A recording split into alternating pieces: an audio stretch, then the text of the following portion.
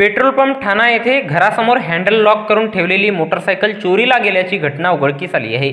या प्रकरणी अज्ञात चोरट्याच्या विरोधात जवाहरनगर पोलिसात गुन्हा दाखल करण्यात आला आहे। भंडारा तालुक्यातील हनुमान वार्ड पेट्रोल पंप ठाणा येथील सौरभ अरविंद लांजेवार वय 24 वर्षे यांनी आपल्या मालकीची बजाज कंपनीची पल्सर मोटरसायकल विना क्रमांकाची एकूण किंमत 75,000 रुपयांची मोटरसायकल हँडल लॉक करून घरासमोर ठेवली असता कोणीतरी अज्ञात आरोपीने सुनामुका पाहून मोटरसायकलीचे हँडल लॉक तोडून चोरून नेल्याची घटना दिनांक 6 जून 2024 रोज गुरुवारला सकाळी 7 वाजता दरम्यान उघडकीस आली आहे।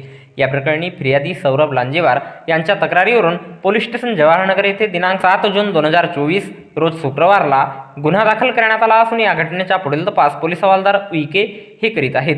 तर याबद्दलची माहिती भंडारा जिल्हा पोलीस दलाच्या वतीने दिनांक 8 जून 2024 रोज शनिवारला एका प्रसिद्धी पत्रकाच्या माध्यमातून देण्यात आली आहे।